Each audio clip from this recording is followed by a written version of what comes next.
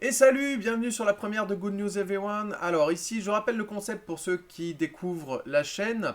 C'est quand vous regardez différentes news, par exemple les journaux, on va dire les journaux télé, quand vous regardez les news qu'on vous propose, en général on vous montre des choses qui ne sont pas terribles, hein, en termes de bonne humeur, en termes, voilà, c'est toujours des choses un peu dégueulasses, un peu de la guerre, un peu des trucs, voilà.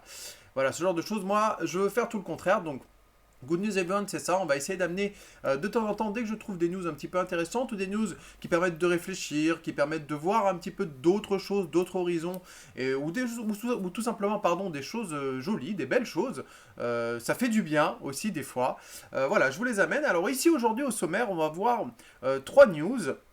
Et une petite découverte à la fin. En première news, on va voir une étude qui a été menée sur des plantes bioluminescentes, ce qui veut dire des plantes lumineuses, donc qui potentiellement peuvent amener une recherche sur quelque chose en termes de lumière. En deuxième, on va voir des mégots qui sont jetés. Ah, ça, c'est pas très bien, hein, c'est pas top. Mais en général, là, on va voir une association à Marseille qui les récupère pour créer quelque chose. Donc voilà, ça peut inspirer.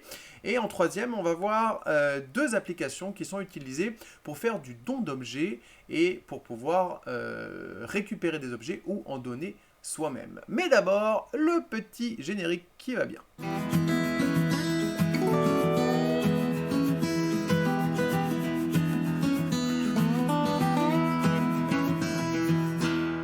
Good news, everyone!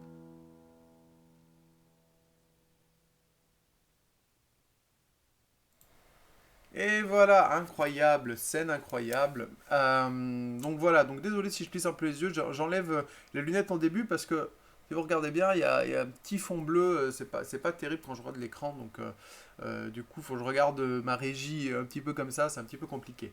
Donc sur la première news que je vous disais, hop, si je me mettais bien, ce serait mieux. Voilà, qui vient du site Info Durable. Donc vous allez avoir à chaque vidéo que je vais faire, vous avez toutes les sources dans la description, puisque c'est important si vous voulez vous-même aller explorer ou regarder un petit peu, chercher par vous-même et attiser votre curiosité. Donc, on commence une plante capable de briller dans le noir, l'éclairage de demain. Alors vous avez une petite photo qui vient d'une chaîne YouTube qui s'appelle YouTube Planta. Alors c'est pas directement donc la plante qui a été utilisée pour la recherche, hein, mais c'est une idée en tout cas de ce que ça peut être. L'article date du 11 mai. Hein. Des chercheurs de l'Institut de chimie bio-organique de l'Académie russe des sciences ont mis au point un éclairage durable et écologique à l'aide de végétation. Ils auraient plus précisément réussi à créer des plantes capables d'émaner de la lumière intense dans le noir.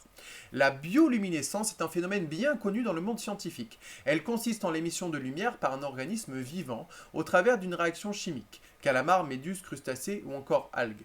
La bioluminescence est très souvent affiliée au monde marin. Allez vous amuser d'ailleurs sur YouTube à aller chercher ce genre de vidéos. Vous avez des choses assez extraordinaires et assez belles. Néanmoins, des études cliniques menées en laboratoire ont permis à des chercheurs de mettre au point cette fois des plantes qui brillent dans le noir, permettant par conséquent d'obtenir une source importante de lumière. Pour cela, selon la revue Nature, je fais une parenthèse, je vais venir dessus sur ce que c'est une Nature juste après pour que vous ayez une idée quand même. Les chercheurs de l'Institut de chimie bio-organique de l'Académie russe des sciences ont eu recours à l'ADN d'un champignon. C'est plus précisément l'acide caféique qui intéresserait les chercheurs. En effet, ces derniers ont mis cette molécule organique au contact de deux enzymes, substances organiques, créant une réaction chimique transformant cet acide en énergie lumineuse. Oh, ça bug, désolé. Un troisième enzyme oxyde cette énergie lumineuse afin de produire une énergie électromagnétique appelée photon. Un dernier enzyme est ensuite rajouté afin de retransformer la molécule oxydée en acide caféique, permettant ainsi d'obtenir un cycle perpétuel et par conséquent une lumière en continu. Alors, si en 2007, les chercheurs du MIT avaient réussi à faire briller une plante pendant 3h30, donc ça a déjà été fait, mais cette fois, cette avancée de l'Académie russe des sciences demeure d'autant plus importante que les plantes mises au point sont capables de briller au cours de tout leur cycle de vie. Alors, forcément, ça ne va pas forcément donner genre des lumières, on va mettre des plantes pour avoir de la lumière chez soi. Enfin, ça peut être un objet déco, mais c'est surtout l'utilisation qui peut en être faite, les molécules peuvent être créées pour créer potentiellement de nouvelles sources lumineuses et sûrement moins énergivores, justement, voire pas du tout. Donc c'est ça qui peut être intéressant, bien sûr. Bien qu'elle représente une avancée importante pour la science, les chercheurs ne comptent pas s'arrêter à cette découverte. Ils projettent de reproduire l'expérience avec d'autres fleurs, telles que les roses, les pervenches ou encore les pétunias, afin d'obtenir une lumière plus intense et des couleurs différentes. À faire, à suivre. Alors comme je vous ai dit, Nature, qu'est-ce que c'est? Paf. Donc Nature est une revue scientifique généraliste de référence à comité de lecture et publiée de manière hebdomadaire. C'est l'une des revues scientifiques les plus anciennes et les plus réputées au monde. Elle a été lancée en 1869 par le Britannique Joseph Norman Lockyer avec une vocation d'excellence dans tous les domaines des sciences dites dures, physique, mathématiques, chimie, biologie, génétique, mais aussi dans de nombreuses sciences dites exactes, comme la paléontologie, géologie, sciences de l'évolution, archéologie, voire dans certains aspects des sciences sociales. Donc c'est une revue qui est extrêmement citée dans plein de choses universitaires ou dans d'articles scientifiques. Donc c'est quelque chose qui est quand même très sérieux. Par contre, si vous voulez aller dessus, paf, je vous mets le lien dans la description. Donc ça, c'est le lien justement de la recherche qui a été fait sur l'article que je vous ai montré ici. Donc ça, c'est l'article en question qui a été publié donc, le 27 avril 2020 et qui a été corrigé le 4 juin, donc c'est très récent. Par contre, comme c'est quelque chose de scientifique et souvent, et très souvent, même tout le temps dans le monde universitaire, les articles sont payants. Donc quand vous voulez, si vous êtes vraiment chercheur ou quoi, que vous voulez accéder, que vous voulez payer, ok, mais donc du coup la plupart du temps vous avez des sites comme celui-là ou d'autres quand vous cherchez qui vous font un résumé de l'article. Si vous ne voulez pas payer, il suffit de chercher quelques minutes sur internet, c'est trouvable assez facilement. Allez, on passe à la deuxième news. Donc je vous disais, c'était sur... Donc c'est toujours sur Info Durable, un site que j'aime bien, où il y a pas mal de choses en général. Et là, cette fois, je voulais parler donc des mégots, qui sont souvent pas terribles. Quand on jette un mégot par terre, c'est souvent un geste que les fumeurs ont l'habitude de prendre. C'est pas terrible, il faut faire attention à ça quand même. Ça crée pas mal de déconvenus, on va voir ça. Et donc là, indirectement, je parle de cette association. Je vais vous montrer, vous allez voir, vous allez vite comprendre. À Marseille, les bars et restaurants donnent une seconde vie à vos mégots. Donc là, c'est un article plus récent qui date du 24 juin. Terre, air, les mégots de cigarettes constituent l'un des polluants les plus néfastes de notre planète. Faut quand même le savoir. Un petit déchet aux grandes conséquences contre lequel a choisi de s'attaquer l'association Recyclop en lançant l'initiative #Ma Terrasse Propre à Marseille. Donc c'est surtout aussi, vous allez voir les infos qui donnent dedans qui sont pour moi importantes. Chaque jour, 137 millions de mégots de cigarettes sont jetés par terre dans le monde selon une enquête publiée en 2018 par la NBC News. Donc vous avez le lien juste après, vous avez le lien dans la description. C'est en anglais, mais si vous voulez un petit peu continuer et lire l'enquête en entière. Plus de 40% d'entre eux finissent d'ailleurs dans les océans. C'est quand même important. Fort de ce contrat alarmant, l'association Recyclop a lancé Ma Terrasse Propre, un dispositif basé à Marseille et dédié aux cafés, aux bars et aux restaurants. Si l'initiative a vu le jour en novembre 2018, elle a pris un véritable tournant en sortie de confinement face au désir de certains propriétaires d'accélérer leur transition écologique. Comme quoi le confinement, le monde d'après, tout ça, ça a quand même fait réfléchir certaines personnes. Donc c'est plutôt intéressant. C'est ça sur ça que je voulais venir. Les bars et restaurants récupèrent les nombreux mégots qui s'accumulent dans les cendriers au fur et à mesure de la journée afin de les mettre dans un fût de stockage livré par Recyclop en amont. Une fois le fût rempli, le bar appelle un agent Recyclop dédié à la collecte des bars afin qu'il vienne le vider et le stocker dans le local de stockage sécurisé. L'agent organise aussi des tournées pour collecter et distribuer des cendriers de poche. Très important. C'est le genre de cendrier que vous pouvez trouver de temps en temps, justement, aller tout simplement dans des tabacs, ils en ont, c'est des petits cendriers qui sont très sympathiques, peuvent être en forme souvent carrée, qui s'ouvrent en forme dedans en matière qui ne permet de pas brûler, vous pouvez écraser dessus, c'est quand même pas mal. Soit c'est donné la plupart du temps, soit c'est payant mais peu cher.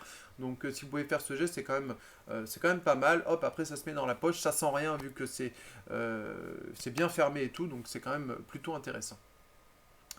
Alors j'en étais où dans tout ça, blablabla. Donc c'est le fondateur de Recyclop qui explique la phrase que je vous ai dit. C'est à l'aide d'un vélo électrique que le collecteur de l'association, actuellement en emploi d'insertion, vient récupérer les mégots dans les 30 bars de la cité phocéenne participant à l'initiative. Donc là par exemple vous avez une petite idée comment ils mesurent leurs cigarettes. Donc ça fait un petit truc Recyclop. Une fois récupérés, les mégots sont ainsi stockés avant la phase de revalorisation énergétique. Donc ça, c'est intéressant, vous allez voir ce qu'ils en font. L'objectif est de stocker les déchets pour réduire au maximum le nombre de trajets en voiture vers une usine de Rognac, située à 30 km de Marseille. Nous stockons donc entre 500 et 600 kg de mégots. Hop, ça rebug encore. Avant de les envoyer, confie Carl Falcon, responsable de communication chez Recyclop. Les mégots sont ensuite expédiés dans une usine qui traite les matières dangereuses afin de les incinérer de manière hautement sécurisée. Donc les mégots en fait sont incinérés avec d'autres déchets hautement toxiques. Une fois brûlés, ils créent de la vapeur d'eau qui passe dans une turbine qui produit in fine de l'énergie électrique. Cette énergie va ensuite pourvoir l'usine de sa consommation d'électricité. Donc ça permet de transformer, comme diraient les alchimistes, la phrase bien connue, rien ne se perd, rien ne se crée, tout se transforme, c'est à peu près ça. Depuis le lancement de l'initiative en novembre 2018, plus de 350 kg de mégots, soit 1 million de mégots, c'est quand même pas mal, hein, ont été récoltés par Recyclop, dont 150 ont été revalorisés. Donc ils n'arrivent pas à tout revaloriser, quand même une bonne partie, c'est quand même intéressant. Si Ma Terrasse Propre prend principalement ses quartiers à Marseille, l'association envisage de s'étendre aux Bouches-du-Rhône ainsi qu'à la région PACA. Donc ça peut être intéressant si d'autres ont des idées. Voilà, moi j'ai trouvé ça plutôt pas mal. Alors vous avez le lien donc, de la news de NBC News qui a fait l'enquête sur les mégots de cigarettes justement. Donc je vous laisse aller voir si vous voulez, c'est en anglais. J'ai essayé de traduire avec Google Trad. Ça ne marche pas. C'est un peu dommage parce que quand j'essaie, je vous le montre au cas où si vous voulez essayer, quand je le fais, ça fait une erreur. C'est un peu malheureux, donc je voulais essayer de vous la traduire. Mais ah, là ça marche. Là ça marche. Ah bon, bah alors je vous mettrai le lien directement. Eh non, ça marche pas. Ah, voilà, ça marche pas en français, donc il faut quand même le lire en anglais. Voilà, c'est un peu dommage, mais bon, c'est déjà pas mal. Si vous le voulez, elle est disponible. Et ensuite, sur la dernière news que je voulais voir, que je voulais vous montrer, toujours économie sur l'info durable. C'est un site qui m'a été très utile pour la construction de cette vidéo. L'économie circulaire, comment faire donc des objets qui nous encombrent et comment donc en récupérer. Donc je vais vous montrer ici, l'article parle, je ne vais pas lire l'article en entier, je vais montrer directement en fait les deux applications ensuite. L'article parle de deux applications ou deux sites internet puisque les deux sont fonctionnels. Pour faire ce genre de choses, c'est plutôt intéressant, c'est comme le Bon Coin, on va dire si vous connaissez, mais gratuit. Donc ça date du 9 juin et qui a été mis à jour le 24 juin 2020. Il s'accumule dans notre logement des ustensiles de cuisine en trop, du petit électroménager en double, des vases, des cadres et des lampes qui ne nous plaisent plus, sans compter les vêtements que l'on ne porte pas. Comment en faire donc en quelques clics sur son téléphone ou sur le site internet dont on va voir. Pourquoi devrait-il forcément terminer à la déchetterie ou aux encombrants? À moins qu'il ne soit vraiment dans un mauvais état, tout objet ou vêtement peut faire un heureux quelque part. Même un vieux tourne-disque vintage qui ne fonctionne plus pourra trouver un repreneur soucieux de le réparer. Donc on va voir ces deux applications, l'une qui s'appelle Give et l'autre Smart Circle. C'est à peu près la même chose, mais ça permet d'avoir différents objets, puisque des fois les gens se mettent sur différentes plateformes, donc on peut avoir différentes choses. Donc la première, Give, c'est une application collaborative ou un site internet de dons et de récupération d'objets entre particuliers. On peut créer son profil, on dépose l'annonce de l'objet que l'on souhaite donner avec une photo et une description de son état. Assez classique. Si l'objet nécessite d'être réparé ou bricolé, il faut vraiment qu'il puisse l'être, évidemment. On saisit son adresse qui ne sera pas communiquée aux givers, c'est-à-dire les gens qui sont là. C'est un point aléatoire étant sélectionné à environ 600 mètres de l'adresse. Et ensuite, l'annonce qui est étudiée ou validée. Si plusieurs personnes sont intéressées par l'objet, le donneur le réserve à qui le souhaite. Et ensuite, ils se mettent en relation. Et là, vous avez l'adresse. Ça permet quand même d'avoir un certain anonymat, bien sûr. Vous avez un système de géolocalisation si vous voulez vous repérer directement. Et pareil pour Smart Circle, c'est le même principe. Mais cette fois, Smart Circle avec l'application, c'est plutôt intéressant. Ça permet par ailleurs également de repérer des objets qui sont abandonnés dans la rue. Donc ça peut être pas mal. Ils disent ce Pokémon Go des déchets. Alors si vous ne connaissez pas Pokémon Go, c'est un jeu sur téléphone basé sur la licence Pokémon qui permet en fait quand vous vous baladez en vous géolocalisant, en activant le GPS, ça vous localise sur la carte et quand vous vous baladez, vous pouvez trouver des spots de Pokémon à attraper et hop, vous voyez en direct le Pokémon et vous essayez de jouer avec. Donc là, ça utilise le même système, mais au lieu de faire un jeu, ça utilise un truc qui permet de géolocaliser des objets dans la rue pour les gens potentiellement viennent le récupérer. C'est pas mal. On y publie de la même manière des objets que l'on souhaite donner et l'on signale des objets déposés dans la rue. L'ambition de Smart Cycle, promouvoir le réemploi, la réparation et le recyclage local et solidaire des rebuts. C'est disponible sur Google Play, dans l'Apple Store ou sur smartcircle.org et les deux sont disponibles gratuitement. Donc je vous montre en vitesse le premier, donc c'est Give. Donc Give, ça se présente comme ça. Alors je peux pas trop décaler j'ai essayé, ça bug un peu si je décale tout. Donc je vous montre vite fait. De toute façon, vous avez les liens dans la description pour aller voir comment ça marche. Donc c'est simple, quand vous arrivez sur Give, vous pouvez ici vous inscrire, vous connecter en haut à droite ou créer une annonce bien entendu. Alors attendez, peut-être que si... On peut voilà, créer une annonce, je vois un petit peu, j'essaie de dézoomer. Comment ça marche? Donc sur le côté, vous avez marqué une adresse. Donc là par exemple, j'ai mis une adresse au pif à Paris.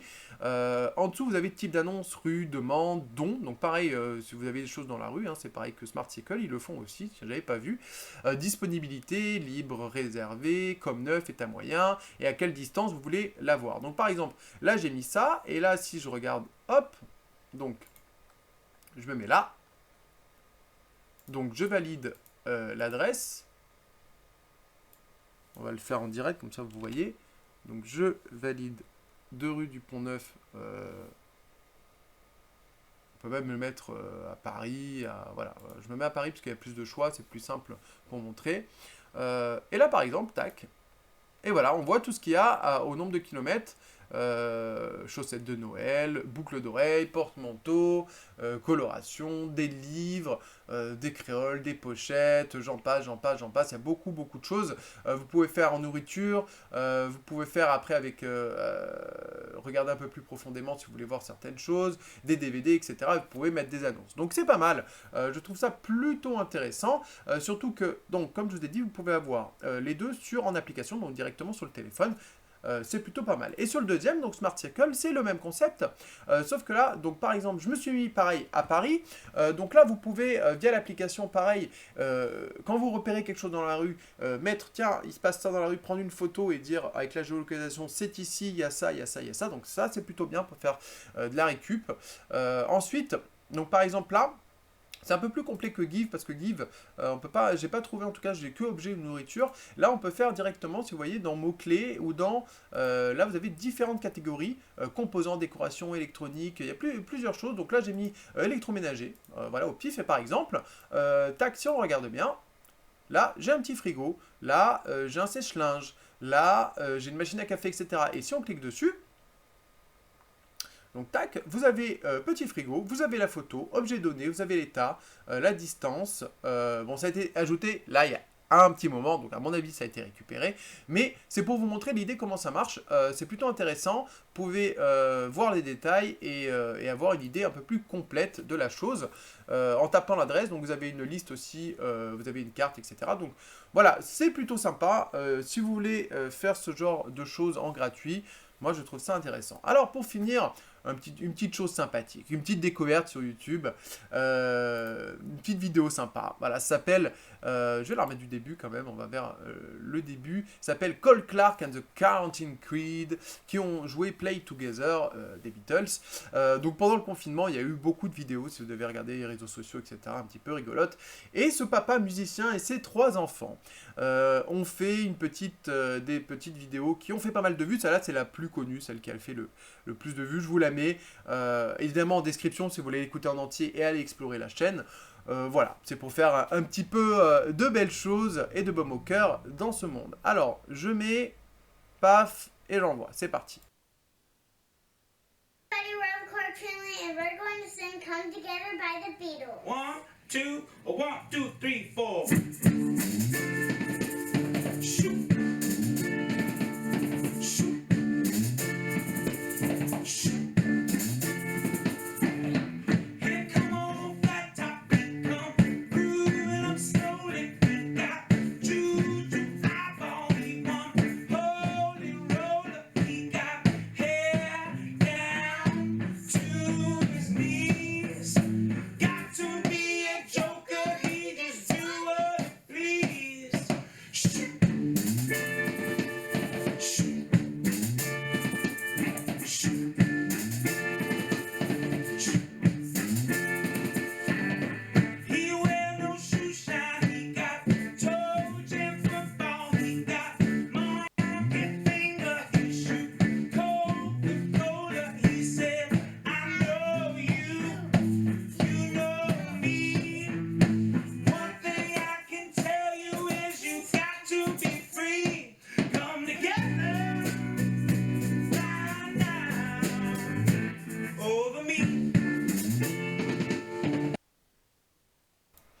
Voilà, c'était la petite découverte, j'ai trouvé ça très sympa, j'espère j'espère que la vidéo dans l'ensemble vous a plu. Si ça vous a plu, n'hésitez pas, vous voyez en bas, là il y a marqué abonnez-vous à la chaîne, partagez le contenu, puisque c'est tout nouveau, voilà, j'essaye de faire quelque chose d'un peu différent. Vous avez 2 concepts sur la chaîne, je vous laisse aller voir la vidéo de présentation qui montre un petit peu tout.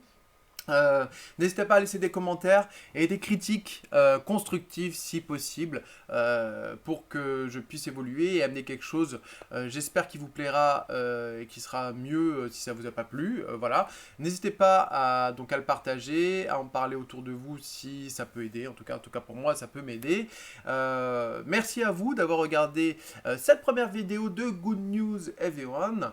Voilà, allez, ciao, à bientôt.